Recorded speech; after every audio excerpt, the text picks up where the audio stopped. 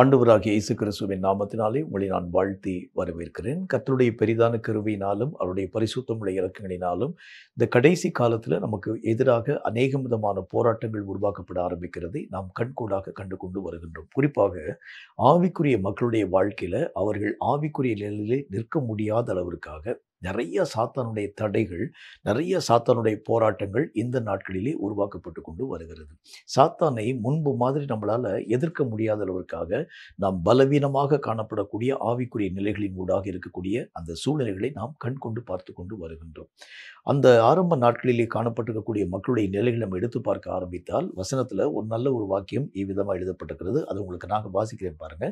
எபிரேயருக்கு எழுதப்பட்ட நிருபம் 11வது அதிகாரம் 34வது வசனம் இந்த வார்த்தையை நமக்கு சொல்கிறது. எபிரேயர் 11:34 இந்த வார்த்தையை சொல்கிறது. அதை நான் உங்களுக்காக வாசிக்கிறேன். அக்கினியின் உக்கிரத்தை அவித்தார்கள், பட்டய கருக்குக்கு தப்பினார்கள், பலவீனத்திலே பலன் கொண்டார்கள், யுத்தத்திலே வல்லவர்கள் ஆனார்கள், அந்நியருடைய சேனைகளை முறியடித்தார்கள். பலவீனத்திலே பலன் கொள்ளும் ஒரு அனுபவம்.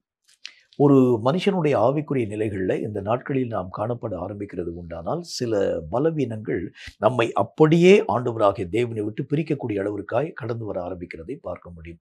சில உலக ரீதியான காரியங்களாய் காணப்படலாம்.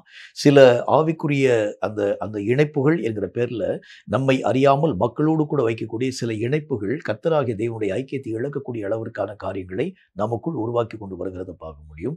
சில விஷயங்களை நாம் ஏற்றுக்கொள்ளக்கூடிய அந்த தன்மையினால சில ஆவிக்குரிய நிலைகளை நாம் இழக்கக்கூடிய மக்களாய் விளங்க ஆரம்பித்து விடுகிறோம். இதை விட்டு நம்மளால் மீளவே முடியாது இருக்கக்கூடிய அந்த சூழ்நிலைகளை நாம் இந்த நாட்களில் பார்த்து கொண்டு வருகிறோம். சில நாட்களில் ஆரம்ப நாட்களில் வல்லமையாய் ஓடின மக்கள் கூட இந்த நாட்களில் வல்லமை இழந்து ஒன்றுமில்லாமல் அவங்களுடைய பலமெல்லாம் இழந்து போன நிலைகளில் இருக்கக்கூடிய அநேகம் ஆவிக்குரிய மக்களுடைய நிலைகளை பார்க்கலாம். இப்போ ஆரம்ப நாட்களில் கர்த்தராகிய தேவன் என்ன விதமான வார்த்தையை நமக்கு சொல்லுகிறான்னு சொன்னால், அவர்கள் பலவீனப்பட்டாங்க என்றாலும் அந்த பலவீனத்தில் திரும்பவும் அவர்கள் தங்கள் பலத்தை புதுப்பித்துக் கொள்ள ஆரம்பித்தார்கள். நம்முடைய வாழ்க்கையில கூட பலவீனங்கள் இழந்து போகிறது நம்முடைய வாழ்க்கையுடைய நிறைவல்ல. அதை அந்த காரியங்களிலே மீண்டும் நான் புதிதாக்கப்படக்கூடிய ஒரு அனுபவத்தை பெறுகிறது தான் மிகவும் முக்கியமான ஒரு காரியம். கர்த்தருடைய வேத புத்தகத்தில் ஆண்டவராகிய தேவனுடைய வசனம் சொல்லக்கூடிய வார்த்தையின்படி, சத்துருவே நீ எத்தனை தூரம் எனக்கு விரோதமாக அநேகம் காரியங்களை நீ செயல்படுத்த ஆரம்பித்தாலும் கூட நீதிமான் 7 முறை விழுந்தாலும் திரும்பவும் எழுந்திருப்பான். திரும்பவும் நம்ம எந்திரிக்கணும். அந்த காரியங்களோடு கூட நம்முடைய வாழ்க்கை நிறைந்து போகக்கூடிய ஒரு நிலைகளோடு கூட விழுந்துடக்கூடாது, விட்டுறக்கூடாது. அவைகளை நான் திரும்பவும் என்னுடைய வாழ்க்கையிலே வரப்பற்றக்கூடிய அளவிற்கு அந்த பலவீனத்திலே நான் பலனை உருவாக்கக்கூடிய ஒரு மனிதனாக விளங்க ஆரம்பித்தால் தான் சாத்தானுக்கு பயத்தை உருவாக்கும் ஒரு மனிதனாக விளங்க முடியும். நிறைய பேருடைய வாழ்க்கையில் விழுந்து போன மக்கள் திரும்பவும் எழுந்திருக்கக்கூடிய அந்த தன்மைகளை இழந்து போக ஆரம்பிச்சாங்க, மறந்துட்டாங்க. அவைகளை பற்றி அவங்களால யோசிக்க முடியல. அவங்க என்ன காரியத்தை சொல்கிறாங்க அப்படின்னா, சாத்தானை ஜெயிக்க எங்களால் முடியல, அந்த சூழ்நிலைகளை மேற்கொள்ள எங்களால் முடியல. ஆனால் ஆரம்ப நாட்களிலே காணப்பட்ட அநேக விதமான மக்கள், வீழ்ந்து போனவர்கள் எல்லாரும் மீண்டும் எழக்கூடிய ஒரு மக்களாய் விளங்க ஆரம்பித்தாங்க. எந்தெந்த காரியத்தில் அவங்க வீழ்கையின் ஊடாக கடந்து போனாங்களோ மீண்டும் அவர்கள் ஆண்டவருடைய நாமத்தினாலே எழும்பி பெரிய காரியங்களை சாதிக்க ஆரம்பித்தாங்க. நல்ல ஒரே ஒரு எக்ஸாம்பிள் சொல்லிட்டு இந்த செய்தியின் ஊடாக உங்களை அழைத்து கொண்டு போகிறேன் பாருங்க. சிம்சோன் தன்னுடைய வாழ்க்கையில் பெரிய தவறான காரியங்களை செயல்படுத்த ஆரம்பித்தார். சிம்சோனுடைய ஒவ்வொரு விதமான காரியங்களிலும் ஆண்டவராகிய தேவனுடைய பலம் துணையாய் நின்றது. என்றாலும் கூட ஒரு தேவனுக்கு விரோதமான அல்லது தேவன் அருவருக்கக்கூடிய ஒரு ஐக்கியத்தினால சிம்சோன் தன்னுடைய ஆதி மேன்மைக்குரிய காரியங்கள் யாவற்றையும் இழந்து போயிட்டான். இப்போ சிம்சோனை ஒரு வேடிக்கை பொருளாக கட்டி எல்லா ஜனங்களுக்கு முன்பதாக நிறுத்தி அவனை வேடிக்கை காண்பிக்கும்படியான காரியங்களை செயல்படுத்த ஆரம்பித்தாங்க.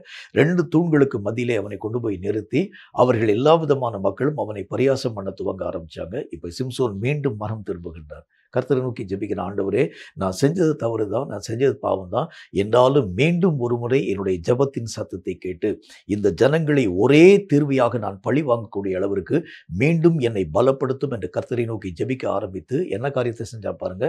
அந்த தூண்களை பிடித்து தன்னுடைய கரங்களினால் இழுத்தான்.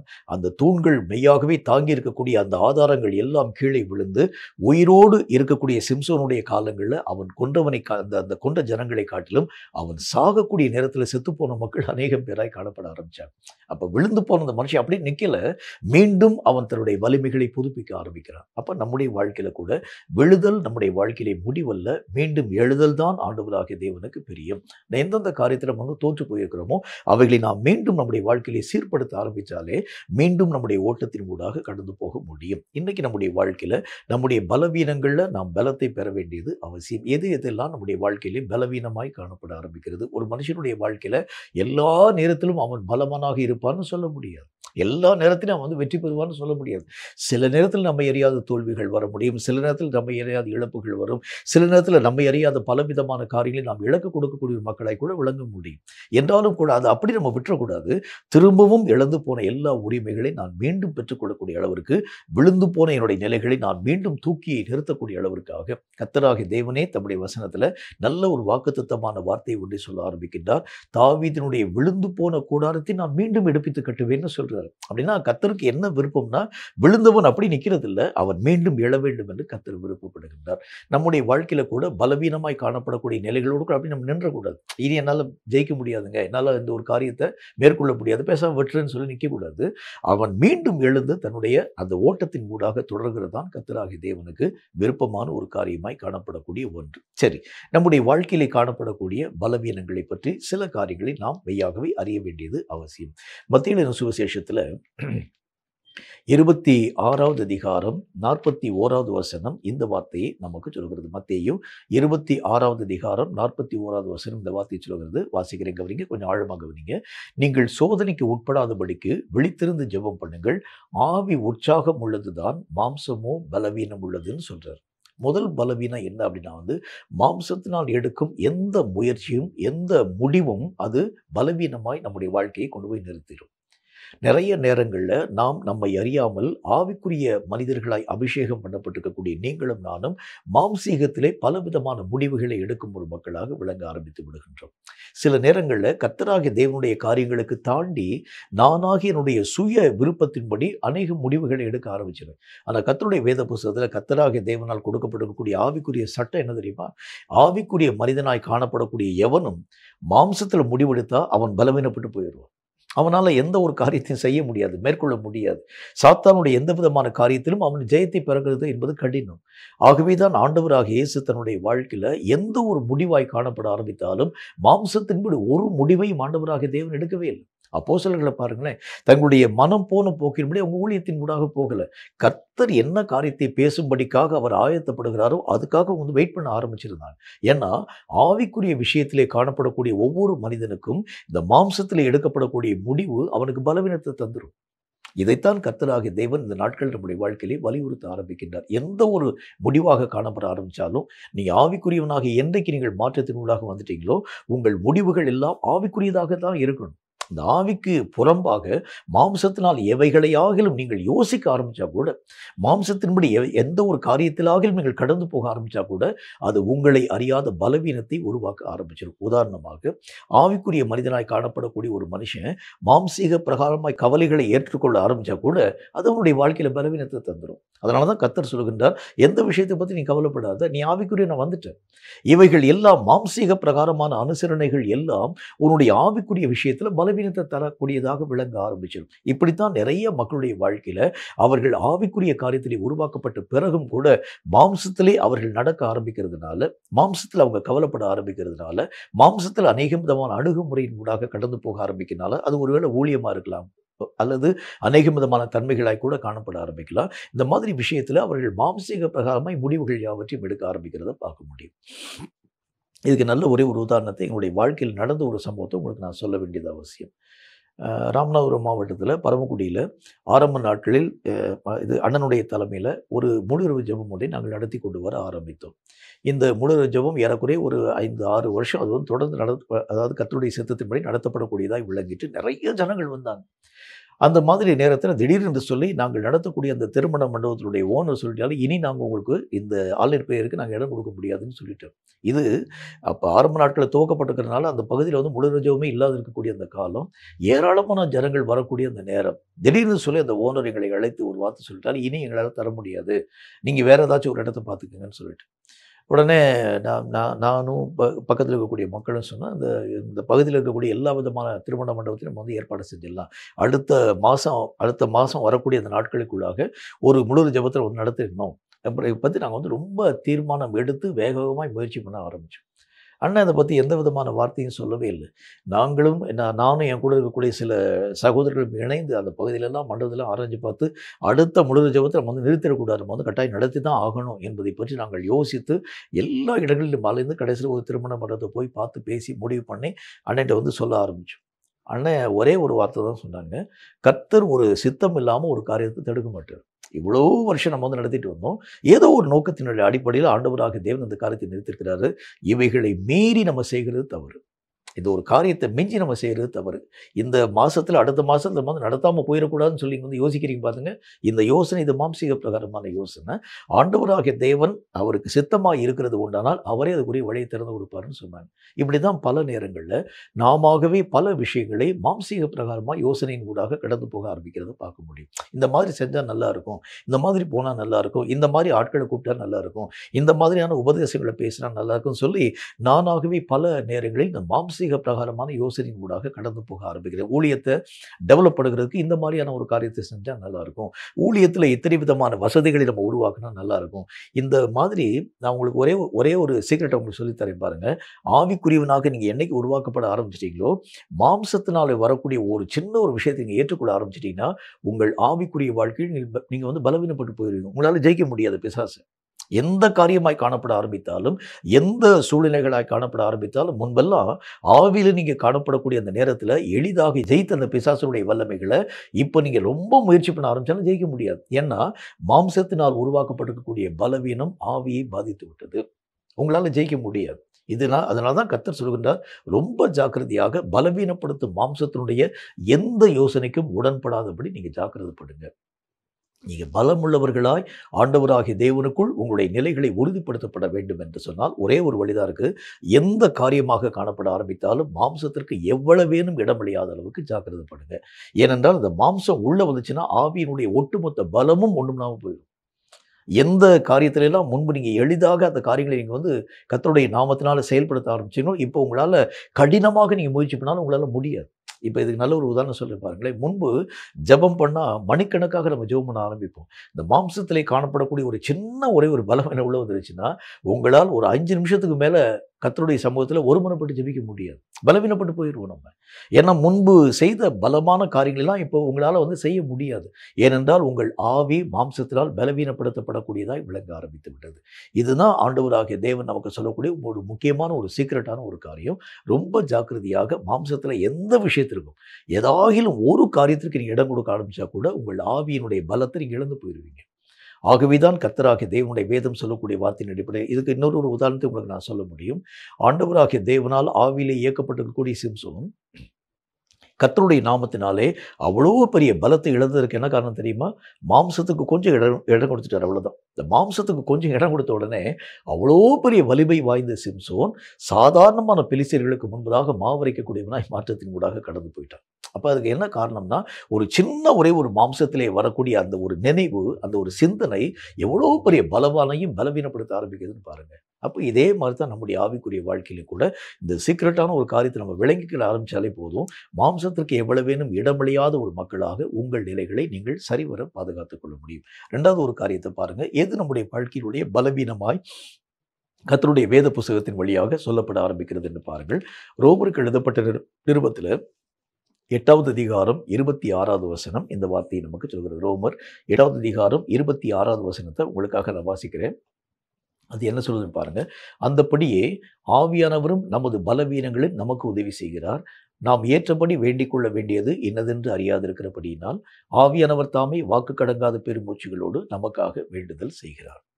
ஆவியானவருடைய முக்கியமான வேலை என்ன அப்படின்னா வந்து பலவீனங்கள் எல்லாவற்றிலும் நமக்கு உதவி செய்யக்கூடியவர். நிறைய நேரத்தில் இந்த ஆவியானவராகிய தேவனை நான் பயன்படுத்துகிறது இல்லை. அப்போ இந்த ஆவியானவரை பயன்படுத்தாது இருக்கக்கூடிய எல்லா நேரமும் எனக்கு பலவீனம் தான். நான் என்னுடைய வாழ்க்கையிலே என்னுடைய நடக்கக்கூடிய வழிகள் எனக்கு தெரியாது. இப்படி போனால் நல்லா இருக்கும், இப்படி போனால் நல்ல ஒரு காரியத்தின் ஊடாக கடந்து போகணும்னு சொல்லி நானாகவே என்னுடைய வழிகளை தீர்மானிக்கக்கூடிய ஒரு மனிதனாய் விளங்க ஆரம்பிச்சிடுறேன். ஆனால் வசனம் என்ன வார்த்தையை சொல்லுது பாருங்க. இந்த ஆவியானவராகிய தேவன் ஒவ்வொரு பலவீனத்திலும் உதவி செய்யக்கூடியவர். அவருக்கு தெரியும் எந்தெந்த இடத்துல நீங்கள் தடுமாறுவீங்க, எந்தெந்த இடத்துல நீங்க திகைக்கக்கூடிய ஒரு மக்களா விளங்குவீங்க? எந்தெந்த இடத்துல உங்களை அறியாத ஒரு பலம் வாய்ந்த ஒரு காரியத்தை மேற்கொள்ள முடியாம நீங்க திணறி போவீங்க? இவைகள் எல்லாவற்றையும் ஆவியானவராகிய தேவன் தெளிவாக அறிய ஆரம்பிச்சிருக்கிறனால, அந்தந்த நேரத்துல நமக்கு உதவி செய்யக்கூடியவராய் அவரை ஆண்டவராகிய இயேசு கிறிஸ்து நம்ம கையில குடுத்துட்டு போயிருக்கிறார். இவரை நான் பல நேரத்துல என்னுடைய வாழ்க்கையிலே பயன்படுத்தாது இருக்கக்கூடிய அந்த நேரம் தான் என்னுடைய வாழ்க்கையிலே பலவிதமான பலவீனங்களை தோற்றுவிக்கக்கூடியதாய் விளங்க ஆரம்பித்து விடுகிறது. ஆவியானவராகிய தேவனை எங்கெங்கெல்லாம் நம்ம வந்து பயன்படுத்துறோம்னு சொன்னா, சில சபை கூடி வரக்கூடிய நேரத்துல பயன்படுத்துறோம். அந்நிய பாஷை பேசுறதுக்கு அவரை பயன்படுத்துறோம்.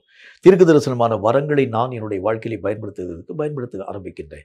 மட்டும் இல்லாம சில ஆவிக்குரிய வரங்கள் கிரியை செய்யும்படிக்காக பயன்படுத்துகிறேனே தவிர, என்னுடைய தனிப்பட்ட வாழ்க்கையிலே இந்த ஆவியானவராகிய தேவனை எவ்வளவேனும் அனுமதிக்க முடியாதவனாய் கடந்து போக ஆரம்பிச்சிறேன். ஆனால் இதுதான் நம்முடைய வாழ்க்கையிலே காணப்படக்கூடிய மிகப்பெரிய பலவீனம். ஆவியானவரை எந்த நேரத்திலும் நீங்கள் ஓய்வு ஒளிச்சல் இல்லாமல் வெறுமனை விட்டுவிடாமல் ஒவ்வொரு வினாடியும் நீங்கள் பயன்படுத்த ஆரம்பித்தால் நீங்கள் பலமுள்ள ஒரு மக்களாய் விளங்க ஆரம்பிக்க முடியும். ஏன்னா அவருக்கு தெரியும் சாத்தான் எந்த ரூபத்தில் வர்றான்னு அவருக்கு தெரியும். எந்த காரியத்தின் அடிப்படையில் உங்களுக்கு விரோதமான ஆயுதங்கள் உருவாக்கப்படுகிறது என்பதை பற்றி ஆவியானவராகிய தேவன் தெளிவாய் அறியக்கூடியவராய் விளங்க ஆரம்பிக்கின்றார். இந்த காரியத்தை ஜெயிக்கணும்னா நீ என்ன செய்யணும் அதையும் அவரால் மெய்யாகவே போதித்து சொல்ல முடியும். என்ன மாதிரி நீ ஜெபம் பண்ணா இதுக்குரிய வழிமுறைகளை பெற்றுக்கொள்ள முடியும். எல்லா விதமான காரியத்துக்கும் ஒரே மாதிரியான ஜெபம் நம்முடைய வாழ்க்கையிலே போதுமானதாக காணப்படுகிறது இல்லை. ஒவ்வொரு விஷயத்துக்கும் ஒவ்வொரு விதமாக நீங்க ஜெபிக்கணும். சில நேரத்தில் அழுது நீங்க ஜெபிக்கணும். சில நேரத்தில் நீங்க வந்து யுத்தம் பண்ணி நீங்க ஜெபிக்க வேண்டியது அவசியம். சில நேரத்தில் நம்ம வந்து போராடி ஜெபிக்க வேண்டியது அவசியம். சில நேரத்தில் நீங்க ஆண்டவராகிய தேவனுடைய இரக்கங்களுக்காக நம்ம கெஞ்சி ஜெபிக்க வேண்டும்.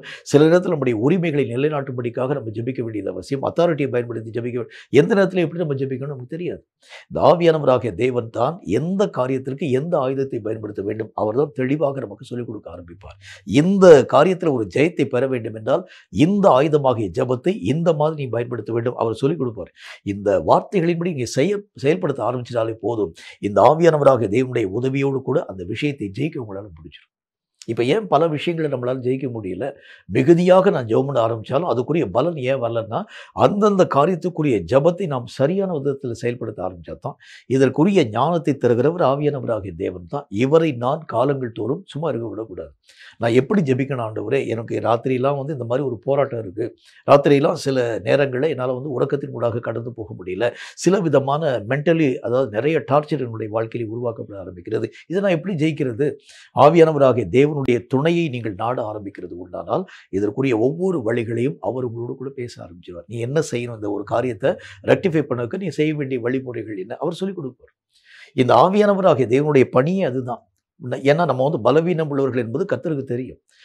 எல்லா விதமான காரியத்தையும் அவனால் திறமையா செய்ய முடியாது என்பதை பற்றி கர்த்தர் அறிஞ்சிருக்கிறார். அதனால பலவீனமாய் காணப்படக்கூடிய ஒவ்வொரு விஷயத்திலும் நீங்கள் பலன் கொள்ள வேண்டும் என்றால், வழி தடுமாறக்கூடிய நேரத்தில் நீங்கள் சரியான வழியின் ஊடாக கடந்து போக வேண்டும் என்றால், இடுக்கமான நெருக்கமான காரியத்தை விட்டு நான் நீங்கி விசாலமான வழியில போகக்கூடிய இந்த வழிமுறைகளை பெற வேண்டும் என்று சொன்னால், ஆவியானவர் தான் உங்களையும் என்னையும் நடத்தக்கூடியவராய் விளங்க ஆரம்பிக்கின்றார். இவருடைய உதவி இல்லாமல் ஒன்றையும் செய்ய முடியாது. அப்ப இந்த ஆவியானவராகிய தேவனை நீங்கள் பயன்படுத்தாது இருக்கிற நேரமெல்லாம் பலவீனப்படக்கூடிய ஒரு நேரம். உங்க ஆவியில எப்ப நீங்க பலவீனம் அடைய ஆரம்பிச்சிருங்க, ஆவியானவராகிய தேவனுடைய உதவிகளை நீங்கள் நாடாது இருக்கக்கூடிய நேரமெல்லாம் பலவீனப்படுத்தப்பட்ட ஒரு நேரம். நல்ல ஒரு உதாரணம் உங்களுக்கு சொல்ல பாருங்க. இந்த சீஷர்கள் சமுத்திரத்தில் இந்த கரையில் அந்த கரையை நோக்கி கடந்து போறாங்க. கடந்து போகக்கூடிய நேரத்தில் பலத்த சுழல் காற்று உருவாக்கப்படுகிறது.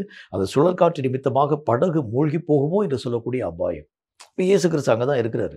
இருக்கக்கூடிய இயேசு கிறிஸ்து அவங்க பயன்படுத்தாது இருக்கக்கூடிய நேரம் வரைக்கும் அவர்கள் பலவீனமான ஒரு நேரத்தை உணர்ந்தாங்க. அவங்களால அந்த சமுத்திரத்தை கடந்து போக முடியல. அந்த படகை தங்களால் ஆன மட்டும் அவங்க வந்து முயற்சி பண்ணி ஓட்டும்படிக்காக பிரயாசப்பட ஆரம்பித்தாலும் அவங்களால இந்த ஒரு காரியத்தை ஜெயிக்க முடியல. ஏனென்றால் அந்த காரியத்திற்கு முன்பதாக அவர்கள் பலவீனமாய் காணப்பட ஆரம்பித்தாங்க. என்றைக்கு இயேசுவை அவர்கள் தட்டி எழுப்பினாங்களோ அவர்கள் பலவீனத்தில் பலன் கொண்டாங்க. அதுதான் ஆவியானவராகிய தேவனை நீங்கள் உறங்க விடாமல் தட்டி எழுப்பிட்டீங்கன்னா பலவீனத்தில் பலன் கொள்ள ஆரம்பிச்சிருவீங்க. இவரை நீங்க தட்டி எழுப்பாமல் நீங்க பேசாமல் விட்டுட்டீங்கன்னா உங்கள் பலவீனத்திலே நீங்கள் மூழ்கக்கூடிய ஒரு மக்களாய் விளங்க ஆரம்பிச்சிடும். ரொம்ப ஜாக்கிரதையா இருங்க.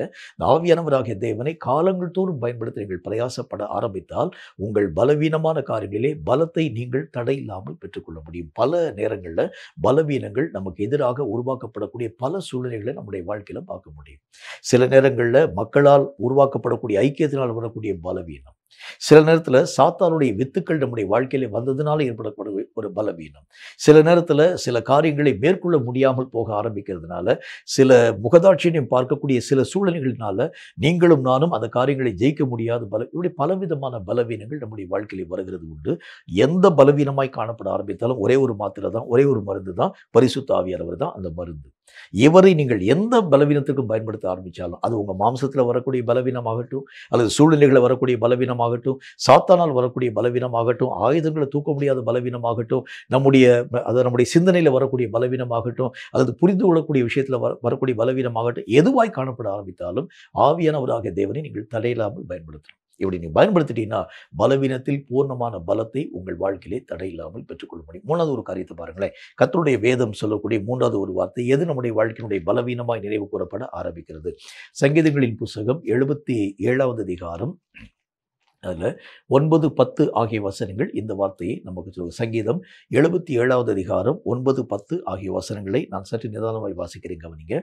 தேவன் இரக்கம் செய்ய மறந்தாரோ, கோபத்தினாலே தமது உருக்கமான இரக்கங்களை அடைத்துக் கொண்டாரோ என்றேன். 10வது வசனம். அப்பொழுது நான், இது என் பலவீனம், ஆனாலும் உன்னதமானுடைய வலது கரத்திலே உள்ள வருஷங்களை நினைவு கூறுவேன். பல நேரங்களில் கர்த்தராகிய தேவனை குற்றப்படுத்துகிறது நம்முடைய பலவீனமாய் காணப்பட ஆரம்பிக்கிறது. தேவன் என்ன விஷயத்தை நம்முடைய வாழ்க்கையில அனுமதித்தாலும் நன்மைக்கு ஏதுவாக இல்லாமல் தீமையை கர்த்தர் நம்முடைய வாழ்க்கையில ஒரு நாளும் தரவே மாட்டார். கர்த்தருக்கு பேரே தீமையை பார்க்க மாட்டாத சுத்த கண்ணன்னு போட்டிருக்கு. அவருக்கு தீமை செய்ய தெரியாது. ஒரு காரியத்தை கர்த்தர் அனுமதிக்கிறான்னா அதனுடைய பின்னணியத்துல ஏதோ ஒரு நோக்கம் இருக்கிறது. பல நேரங்களில் நீங்களும் நானும் கர்த்தருக்கு முன்பதாக முறுமுறுக்க ஆரம்பிக்கிறதை பார்க்க முடியும். என்ன முறுமுறுக்க ஆரம்பிக்கிறோம்? கர்த்தர் என்னை மறந்துட்டாரு, கர்த்தராகிய தேவனுடைய சமூகத்தை நோக்கி நான் ஜெபித்திருக்கக்கூடிய ஜெபத்திலாம் கர்த்தராகிய தேவன் அங்கீகரிக்காம போயிட்டாரு. நான் என்னுடைய ஒவ்வொரு காரியத்தையும் நான் மூழ்கி போகக்கூடிய நிலைகளிலே கடந்து போக ஆரம்பிக்கிறேன். இவைகள் எல்லாம் எதற்காக என்னுடைய வாழ்க்கையிலே அனுமதிக்கப்பட்டிருக்கிறது? இது இந்த நேரத்தில் ஒருவேளை நமக்கு தெரியாமல் போகலாம். ஆனால் பிற்காலங்களிலே இவைகளுக்குரிய மகிமைகளை நீங்கள் பெறும்பொழுது அப்பதான் நீங்க உட்கார்ந்து யோசிப்பீங்க, ஓ, இந்த காரியத்துக்காகத்தான் கர்த்தர் இந்த பாடுகளை என்னுடைய வாழ்க்கையிலே அனுமதித்தாற் போல் இருக்கிறது என்பதை பற்றி நீங்களும் நானும் உணரக்கூடிய ஒரு மக்களாய் விளங்க ஆரம்பிக்கிறதை பார்க்க முடியும். அந்த நம்முடைய வாழ்க்கையில வரக்கூடிய முக்கியமான பலவீனம் என்ன அப்படின்னா அந்த காரியத்தினுடைய கடை தொகையை அறியாம கர்த்தரை நீங்களும் நானும் குற்றப்படுத்த ஆரம்பிச்சிடும். கர்த்தராகிய தேவனை பார்க்க மாட்டேங்கிறாரு. சில மக்களுக்கு மட்டும்தான் கர்த்தர் நன்மை செய்கிறார், எனக்கெல்லாம் நன்மையான காரியங்களை கர்த்தராகிய தேவன் உருவாக்கல. கர்த்தர் பார்ஷியாலிட்டி பார்க்க ஆரம்பிக்கிறாரு. கர்த்தராகிய தேவனுடைய பிள்ளைகளுக்கு சில மக்களுக்கு தான் கர்த்தர் நன்மையான விஷயங்களை தருகின்றார். இல்லை, கர்த்தர் எல்லா விதமான மனிதனையும் கர்த்தராகிய தேவனால் உருவாக்கப்படக்கூடிய எல்லா விதமான மக்களையும் ஒரே மாதிரி தான் பார்ப்பார். என்னை எப்படி கர்த்தர் பார்க்குறாரு அப்படிதான் உங்களையும் பார்ப்பாரு, உங்களை எப்படி பார்க்குறாரு அப்படித்தான் அவனையும் பார்ப்பாரு. இப்படி எந்த விதமான மனுஷனையும் ஆண்டவராகிய தேவன் வித்தியாசப்படுத்தி பார்க்கிறவர் அல்ல. மோசே எப்படி கர்த்தராகிய தேவனுக்கு முன்பதாக மிகவும் மேன்மைப்படுத்தக்கூடிய ஒரு மனிதனாய் விளங்கினானோ அதே மாதிரி தான் நீங்களும் கர்த்தருடைய பார்வையில் விலையேற பெற்றவங்க. நம்ம தான் தவறான புரிந்து கொள்ளுதலின் மூலமாக கர்த்தராகிய தேவன் என்னை மறந்து விட்டார் என்பதை பற்றியும், கர்த்தராகிய தேவன் எனக்கு மட்டும் செவி கொடுக்காமல் காணப்பட ஆரம்பிக்கிறார் என்பதை பற்றியும், சில நேரங்களில் சில துக்கங்களிலே கர்த்தர் இந்த காரியங்களை அனுமதித்தனுடைய நோக்கத்தை நான் புரியாமல் காணப்பட ஆரம்பிக்கிறனால கர்த்தரை நான் குற்றப்படுத்தக்கூடிய ஒரு மனிதனாக விளங்க ஆரம்பிச்சிறேன். இந்த மாதிரி தவறான புரிந்து கொள்ளுதல் என்னுடைய ஆவிக்குரிய வாழ்க்கையினுடைய பலவீனம் என்கிறதை கர்த்தர் நமக்கு சொல்ல ஆரம்பிக்கின்றார். என்ன காரியத்தை கர்த்தராகிய தேவன் தர ஆரம்பித்தாலும் அது நன்மைதான். இயேசு கிறிஸ்து இந்த ஒரு புரிந்து கொள்ளுதலின் ஊடாக கடந்து போக ஆரம்பிச்சனால பிதாவாகிய தேவன் தந்த சிலுவையை நன்மையாகவே ஏற்றுக்கொள்ள ஆரம்பிச்சார். இந்த சிலுவையை பற்றி கர்த்தராகிய இயேசு கிறிஸ்து முறுமுறுக்கவே இல்லை. அது பாடுகளின் ஊடாக போகக்கூடிய வழிதான், அது மரணத்தினுடைய வழிதான். அதுல அந்த மரணம் சாதாரணமான ஒரு மரணம் அல்ல, அது உடம்பெல்லாம் சிதைக்கப்படக்கூடிய ஒரு மரணம், அவ்வளவு கேடு நிறைந்த ஒரு மரணம், அத்தனை பாடுகளின் ஊடாக கடந்து போகக்கூடிய ஒரு மரணம், உடலிலே காணப்படக்கூடிய எல்லா இரத்தத்தையும் சிந்தக்கூடிய ஒரு மரணம் என்றாலும் கர்த்தராகிய பிதாவாகிய தேவன் தந்த அந்த பரிசை இயேசு கிறிஸ்து ரெஃப்யூஸ் பண்ணவே இல்லை. அதை அவர் ஆண்டவராகிய தேவன் ஏற்றுக்கொண்டார். ஏன்னா இந்த காரியம் கர்த்தராகிய தேவனால் தரப்படுகிறது உண்டானால் இது எனக்கு நன்மை. நன்மை இல்லாமல் கர்த்தர் எதையும் தீமையான காரியத்தை தரமாட்டார். ஆண்டவராகிய தேவனால் கொடுக்கப்படக்கூடிய எந்த விஷயமாய் காணப்பட ஆரம்பித்தாலும் அது ஒருவேளை இழப்பாக இருக்கலாம், நஷ்டமாக இருக்கலாம், அல்லது ஒருவேளை ஒரு கேவலமான ஒரு வாழ்க்கையாய் காணப்பட ஆரம்பிக்கலாம், மக்களால் தூஷிக்கப்படக்கூடிய நிலைமையாய் கூட காணப்பட ஆரம்பிக்கலாம். சில நேரங்களில் நம்முடைய வாழ்க்கையிலே பலவிதமான அந்த தன்மைகளை இழக்கக்கூடிய சூழ்நிலைகளாக கூட காணப்பட ஆரம்பிக்கலாம். சில நேரங்களில் நம்முடைய எல்லா விதமான விஷயங்களும் அடிமைக்கு உரிய ஒரு தன்மையாக ஒப்புக் கொடுக்கப்படக்கூடிய நிலைகளாக கூட காணப்பட ஆரம்பிக்கலாம். இந்த காரியங்களில் நீங்கள் கர்த்தராகிய தேவனை தேவனை எவ்வளவேனும் குற்றப்படுத்தாதபடி தேவன் தந்த ஒவ்வொரு காரியத்தையும் உங்கள் வாழ்க்கையிலே ஏற்றுக்கொள்ள வேண்டியது அவசியம். ஒரே ஒரு விஷயத்தை உங்களுக்கு சொல்கிறேன் பாருங்களேன். இந்த இந்த யோசேப்பு என்கிற மனுஷன் எந்த தப்புமே செய்யலை. ஆனால் எகிப்திலே கொண்டு போய் அடிமையாக விற்கப்பட ஆரம்பித்தார். அடிமையாக விற்கப்பட்டிருக்கக்கூடிய அந்த காரியம் மட்டுமல்ல, அடிமையாய் விற்பனையாக்கப்பட்டிருக்கக்கூடிய அந்த மனுஷனை அவங்களுடைய எஜமான் தன்னுடைய வீட்டினுடைய அதிபதியாக வச்சான்.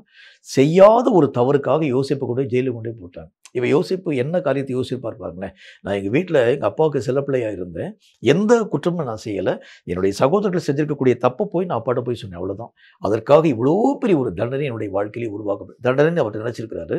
ஆனால் அதனுடைய பின்னணி எப்படியாய் காணப்பட ஆரம்பிக்கிறது? எகிப்துக்கும் இஸ்ரவேலுக்கும் இரட்சகனாக கர்த்தராகிய தேவன் யோசேப்பை உயர்த்தவே இந்த ஒரு காரியத்தை கர்த்தர் உருவாக்கினார். ஆரம்பத்தில் பார்க்கும்போது நமக்கு தெரியல. யோசேப்பு இருந்திருக்கக்கூடிய அந்த காலத்தில் நம்ம இருந்து பார்த்தோம்னா, இவனுக்கு ஏன் இத்தனை பாடு, இத்தனை கஷ்டம், ஒரு தப்பும் செய்யாது இருக்கக்கூடிய மனுஷனுக்கு ஏன் இத்தனை விதமான கஷ்டத்தை கர்த்தராகிய தேவன் அனுமதிக்கணும்னு சொல்லி கர்த்தரை நம்ம குற்றப்படுத்தியிருப்போம். ஆனால் கர்த்தராகிய தேவன் ஒரு காரியத்தை செஞ்சான்னா அதனுடைய முழுமையை நம்ம நீங்கள் பார்க்கும்போது தான் ஆண்டவர் இந்த ஒரு காரியத்திற்காகத்தான் என்னை கொண்டு போய் நிறுத்தினார் என்பதை பற்றி ஆழமான விதத்திலே விளங்கிக் கொள்ள நம்மால் முடியும். எஸ்தர் ராஜாத்தியும் கூட கர்த்தராகிய தேவன் அனுமதித்ததுக்கு ஒரு நோக்கம் இருக்கிறது. அதற்கு காரணம் என்ன? எல்லா விதமான இஸ்ரவேல் மக்களை ரட்சிக்கும்படிக்காக தான் அந்த ராஜாத்தியை கொண்டு அவங்க கூட நிறுத்துறார். அப்ப கர்த்தருடைய வேத புஸ்தகத்துல அந்நிய நாட்டில் அந்நியனுக்கு ஒரு மனைவியாக கொண்டு போய் கர்த்தரையே கொண்டு போய் நிறுத்த வேண்டும். அதற்கு ஒரு முகாந்திரம் உண்டு. அப்ப தேவன் எந்த ஒரு காரியத்தை செஞ்சாலும் ஒரு முகாந்திரத்தினுடைய அடிப்படையில் தான் செய்கிறார். இந்த ஒரு நிலைதான் நம்முடைய ஆவிக்குரிய வாழ்க்கையின் பலம். இதை தவிர்த்து கர்த்தராகிய தேவனை நீங்கள் குற்றப்படுத்திட்டீங்கன்னா அது நம்முடைய ஆவிக்குரிய வாழ்க்கையின் பலவீனமாய், கர்த்தராகிய தேவனை அலட்சியப்படுத்தக்கூடிய பலவீனமாய் வாழ்க்கையிலே உருவாக்கப்பட ஆரம்பிக்கிறது. இந்த மாதிரி பலவீனங்கள் எல்லாம் நம்முடைய வாழ்க்கையை விட்டு தவிர்க்கப்பட வேண்டியது அவசியம். கடைசியாக மத்தேயு எழுதின சுவிசேஷத்தில் 13வது அதிகாரம் 58வது வசனம் இந்த வார்த்தையை நமக்கு சொல்கிறது. மத்தேயு 13வது அதிகாரம் 58வது வசனம் இந்த வார்த்தையை சொல்கிறது. அதை நான் உங்களுக்காக வாசிக்கிறேன், கேளுங்க. அவர்களுடைய அவிசுவாசத்தின் நிமித்தம் அவர் அங்கே அநேகம் அற்புதங்களை செய்யவில்லை. கர்த்தருடைய வேத புஸ்தகத்தில் எது நம்முடைய வாழ்க்கையினுடைய பலவீனம் அப்படின்னு பார்த்தீங்கன்னா, கர்த்தராகிய தேவனை கிரியை செய்ய விடாமல் கட்டி போடுகிறது நம்முடைய பலவீனம். கர்த்தர் கிரியை செய்ய விடுங்க. கர்த்தராகிய தேவன் கிரிகளை செய்ய ஆரம்பிச்சா தான் பெரிய மகிமை உங்கள் வாழ்க்கையில் பெற்றுக்கொள்ள முடியும்.